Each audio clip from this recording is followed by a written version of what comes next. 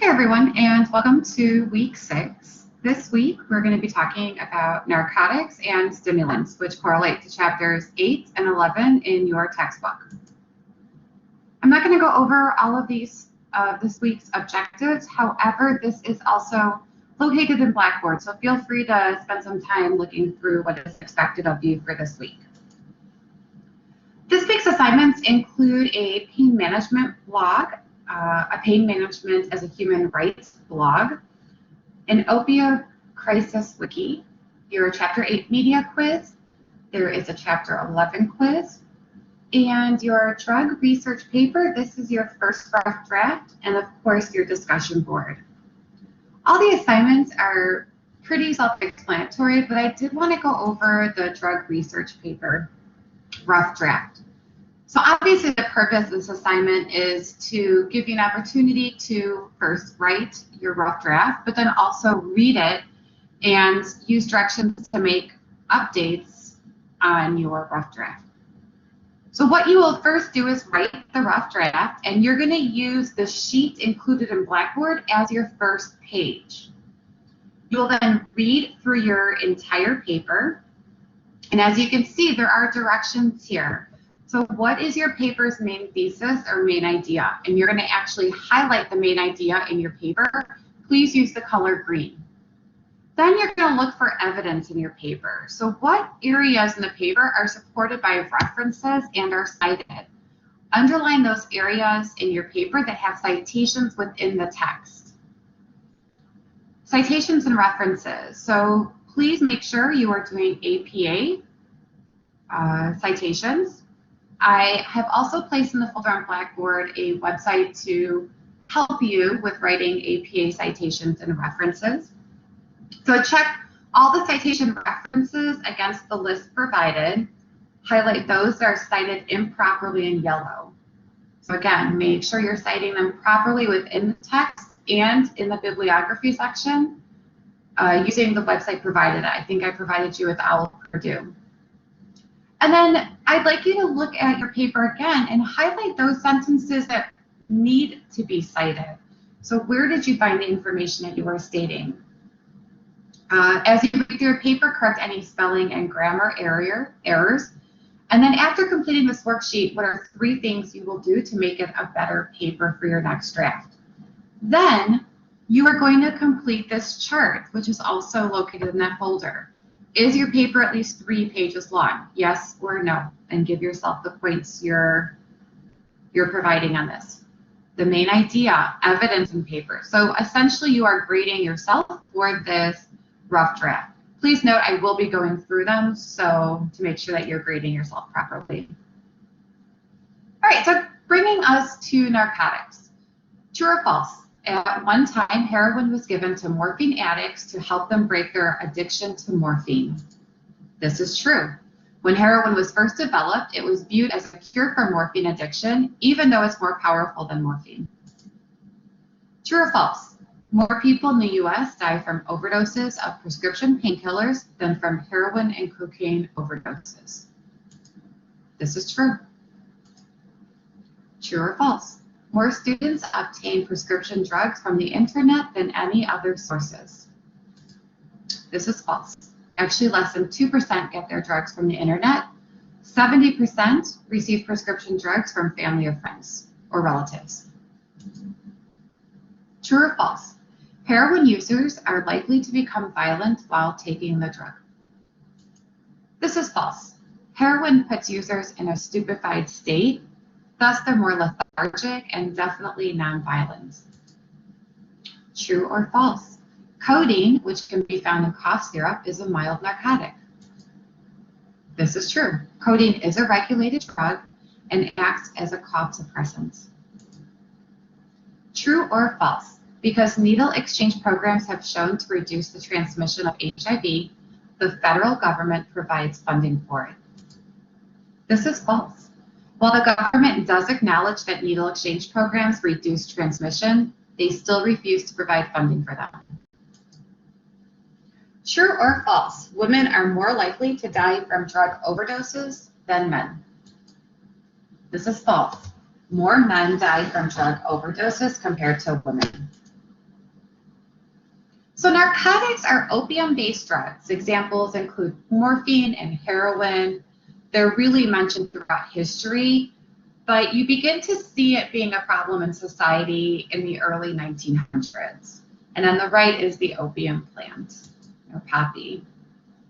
Opium are drugs that are chemically related and interact with opioid receptors and nerve cells in the body and brain. So as I've mentioned, it's been mentioned throughout history. However, in the early 1900s is really when you begin to see a problem with society. And some of the factors contributing to morphine addiction was the importation of Chinese workers, and this was to work on the railroad. In addition to the Civil War, soldier's disease was also called army disease. They used morphine very liberally to ease the suffering of wounded soldiers. Other factors that contribute to morphine addiction include the development of the hypodermic needle, inclusion of morphine in patent medicine. So if you remember the Pure Food and Drug Law in 1906, morphine was in many of those patent medicine drugs. And then drugs were promoted to help people overcome morphine, the drug promoted to help people overcome morphine dependency was heroin, which again is a stronger drug. So the Harrison Act of 1914 made narcotic use illegal without a prescription. No longer could those drugs be included in patent medicines and just be available for the general public to purchase on their own. And as a result, the typical opiate addict shifted from this middle-class woman to young, lower-class males. Perceptions of the opiate addict went from, oh, it's a poor victim who is a victim of their opioid addiction, to now the view is, oh, if they are an opioid addict, they're a deviant criminal who now poses a threat to society, and we must do something about it. And so what we see is this progression of how opioids went from treatment for pain to a public health crisis. And so first we're going to talk about what an epidemic is versus what a pandemic is. Ironically, these slides were made before our COVID-19 epidemic now, although it's going to be changed to an endemic soon. But just to define these two words, an epidemic is widespread. It affects a disproportionately large number of people in a given area at the same time. A pandemic is a disease that spreads throughout the world. So whereas an epidemic may be a community, a country, it's localized, pandemic is now worldwide. Examples of epidemics and pandemics: Ebola, SARS, opioids, obesity, HIV/AIDS, H1N1 flu virus, and cholera.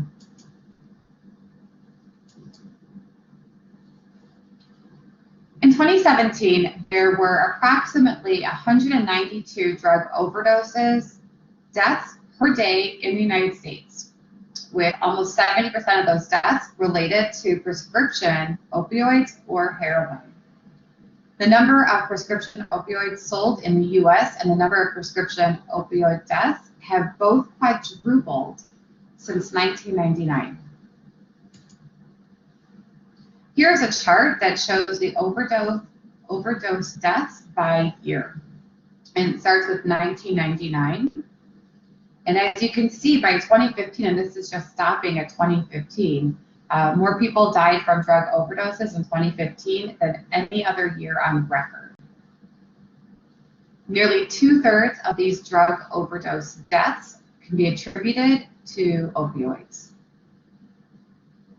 And so what the chart here is showing is the total overdose deaths is this lighter orange. Down here, the red are the deaths from opioids. So as you see total deaths rise, you also see the deaths from opioids rise. And this all started with a letter to the editor in 1980. So I'm not sure how familiar you are with peer-reviewed journals. Hopefully you're a little more familiar than you were before the start of this class. They're scientific journals. However, in those journals, there are sometimes a section that's called a letter to the editor. And this is where people can write in their opinions, and it gets published into the magazine or into the journal. But remember, it's a letter to the editor, so it's not done by a scientist. I mean, it could be written by a scientist, but it's not done with a study, right? It's just a person's opinion or something they observed or something they agree with or disagree with. And what this letter said was, recently we examined our current files to determine the incidence of narcotic addiction in almost 40,000 hospitalized medical patients who were monitored consecutively. Although there were almost 12,000 patients who received at least one narcotic preparation, there were only 4 cases of reasonably well-documented addiction in patients who had no history of addiction. The addiction was considered major in only 1 instance. The drugs implicated were meprevarbine in 2 patients, Percodan in 1, and hydromorphone in another. We conclude that despite widespread use of narcotic drugs in hospitals, the development of addiction is rare in medical patients with no history of addiction. Essentially, as you can see, this is a physician writing in and talking about observations made at his hospital. There is no study here. No one looked over this study. This was just his observations. So what does this mean? Well, from that letter to the editor, many people have written in peer-reviewed journal articles and used that letter to the editor to prove that there is no problem with addiction with opioid-based drugs. You could see here the number of studies and type of citations of that 1980 letter. Again, a letter to the editor. And so here are the facts. So as you know, the researcher and physician published a letter to the editor in the New England Journal of Medicine in 1980, stating opioids were useful in pain treatments with no threat of addiction. It became the first time that opioids were recommended as safe and effective for use in treating pain. I'd like you to think about, why would the fact that a medical journal originally published this letter be so influential? Also consider, how could doctors and health professionals cite that letter as justification for continuing to prescribe opioid medication for pain? There were other contributions to this problem. An increase in prescriptions. So between 1999 and 2013, the number of opioid prescriptions in the United States quadrupled. There was also a rise in heroin use. So what happened is people would be prescribed, or a person would be prescribed an opioid medication to deal with pain. After a amount of time, the doctor would stop prescribing that opioid medication because the pain should be done, whatever events should be healed. But the person is still addicted to the opioid medication.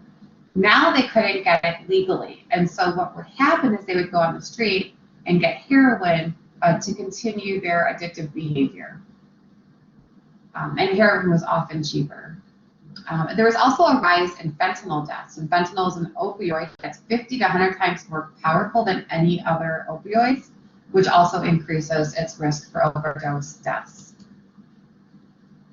All right, moving on to our next topic, which is stimulants. Stimulants increase the activity of the central nervous system. They are capable of modifying a person's activity level and mood. And they may either be licit or illicit, meaning legal or illegal. In the 1980s, there was a crack problem in the United States. The use of crack cocaine was growing, especially in inner cities, and it was viewed as a public health problem. One of the ways the government tried to reduce the use of crack cocaine and get a handle on it was to have very stiff penalties for crack cocaine, much more stiff than for powder cocaine. But I'd like you to keep in mind that crack cocaine and powder cocaine are the exact same drug. If you were to look at it molecularly, it is the exact same drug. The difference is that crack cocaine was mainly used in inner cities, more identified or associated with minority populations, whereas powder cocaine, which is also the same drug, was associated with upper class males, white males.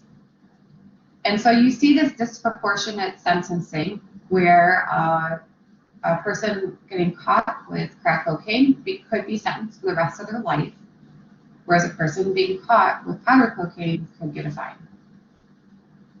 This law was seen as racially discriminating because 85% of offenders for crack cocaine were African American, only 5% were white. So in 2010, the United States Sentencing Commission reversed that law. Here's how cocaine works. We look at a normal synapse, which is on the left side. You can see dopamine in the space. You can see the dopamine receptors and the action of dopamine being released into the synaptic space. In the right image is the synapse with cocaine in it. And so what happens is cocaine blocks the reuptake of dopamine. As a result, dopamine starts building in that synapse, which is what leads you to the feeling of high, being high. In normal communication processes, dopamine is released into the synapse and binds to dopamine receptors in the receiving neuron. Extra dopamine in the synapse is then reabsorbed by the transporter. And cocaine interferes with this communication. It allows dopamine to start building up in the synapse, which creates an amplified signal to the receiving neuron, which therefore causes euphoria. We look at cocaine in pregnancy. Cocaine constricts blood vessels and reduces blood flow and oxygen to the fetus. Cocaine can also cause detachment of the placenta as well as premature labor. Prenatal exposure to cocaine delays growth and language development. Some babies may have neurological problems. And there were studies to suggest that babies who are born to moms who use cocaine have higher rates of congenital heart defects, they have lower birth weights, seizures, and are at risk for sudden infant death syndrome. And I'd like you to consider the question, should pregnant women who test positive for cocaine be charged with a crime? We look at laws of pregnancy. Tennessee is the only state that holds prenatal substance abuse as a criminal act of child abuse and neglect. Does not always stop prosecutors from trying to charge mothers with endangerment or neglect in other states. But women are typically offered a choice between serving time in jail or joining a rehab program. Many states have expanded their civil child welfare requirements to include substance abuse during pregnancy as a grounds for terminating parental rights in relation to child abuse and neglect. Here are some other laws as it relates to pregnancies in other states. Iowa, Kentucky, Louisiana, Minnesota, North Dakota, and Rhode Island's healthcare providers are required to test for and report prenatal drug exposure. Indiana healthcare providers are only required to test, but they're not required to report. Alaska, Arizona, Arkansas, California, District of Columbia, Illinois, Maine, you can read all those, and Wisconsin, those healthcare providers are required to report prenatal drug exposure. Reporting and testing can then be used as evidence in child welfare proceedings. Some states consider prenatal substance abuse as part of their child welfare laws. Therefore, prenatal drug exposure can provide grounds for terminating parental rights because of child abuse or neglect. You can see the states there. Indiana's law only allow healthcare provider to release the drug use information with the woman's consent. So the woman needs to consent to releasing that information. In Missouri, their law states that testing positive for drugs within 8 hours post-delivery, so after having the baby, and she has either a previous child abuse neglect conviction or she's not completed a recommended substance abuse treatment program, constitutes that she is unfit to be a parent. Some states have policies that enforce admission to an inpatient treatment program for women who use drugs. You can see the states there. And Tennessee made drug use during pregnancy a criminal offense. I want you to consider the impact of these laws.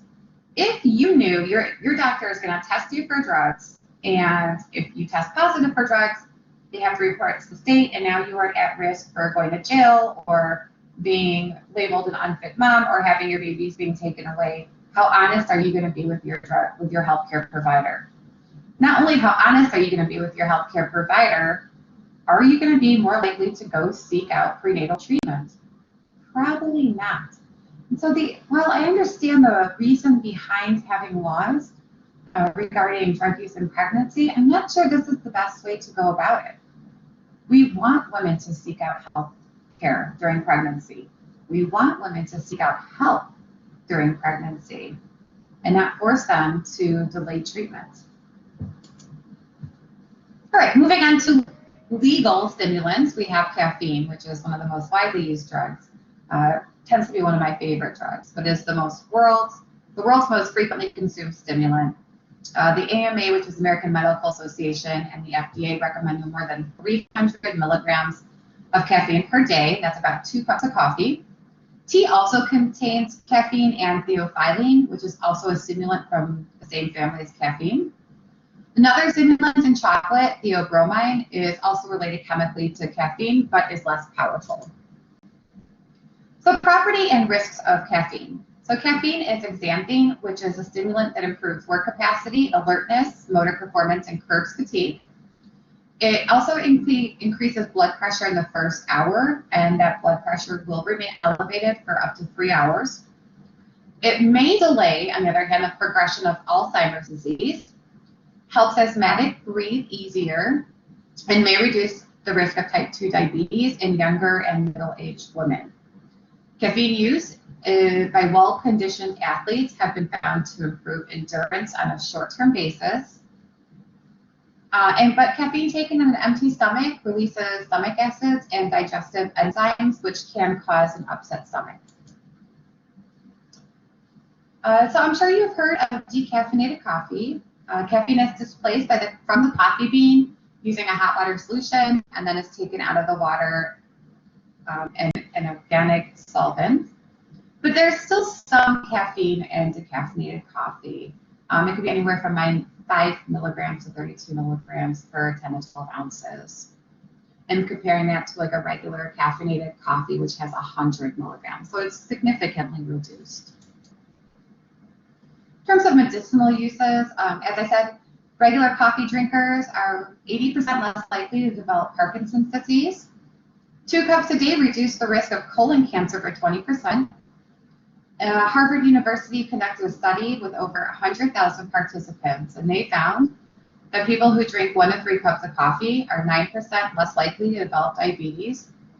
And people who drink 6 or more cups, men cut their chances of contracting diabetes by 54%, and women by 30%. And 6 cups of coffee is a lot per day. However, in large doses, caffeine can be lethal. It is really hard to get a lethal dose of caffeine by ingesting it in food or drink. A lethal dose of caffeine is 170 milligrams of caffeine for every kilogram of body weight, which would be about 10 grams for an average size adult. To translate that, you would need to drink 80 to 100 cups of coffee in rapid succession to reach that threshold. So it's really hard to get a lethal dose of caffeine. Switching gears a little bit, we're talking about stimulants. We're going to talk a little bit about ADHD, which is attention deficit hyperactivity disorder. This is not just for kids. About 60% of children who are diagnosed with ADHD, the symptoms will continue into adulthood. Often these are treated with either Adderall or Ritalin, but both of these are CNS stimulants, so they are stimulant drugs. Stimulants have been shown to be pretty effective in treating ADHD. It looks to be about 70 to 80% of children and adults with ADHD. The factors associated with ADHD, and these are physical factors, they may have a reduced level of dopamine receptors and transporters. There is probably a change in the gene sequence of the dopamine transporter, and stimulants help increase dopamine levels in these synapses. When we look at Ritalin and Adderall, so these are the 2 stimulants used to treat ADHD. 10% of all children and this is in the US, were diagnosed with ADHD. It's the #1 childhood psychiatric disorder. Children with ADHD who are treated early have lower levels or lower risk later of having a substance abuse problem later in life compared to those who are not treated. I think initially there were parents who were worried about giving their children stimulants to treat their ADHD for fear that they would later have a substance abuse issue. And studies show that's not the case. And in fact, it's actually quite the opposite. Children with ADHD who are treated early on have lower levels of substance abuse later in life. Those children also do not have a greater risk of cardiovascular disease. Now, when we look at Ritalin on campus, college students are twice as likely to use Adderall compared to the similar age group who are not in college. And we see that non-medical college Adderall users are more likely to abuse other illegal drugs. So again, these are non-medical uses of Adderall, so people who are getting it on their own, not through a doctor, and who do not have ADHD. This concludes our presentation for this week. Have a great week. Let me know if you have any questions or concerns.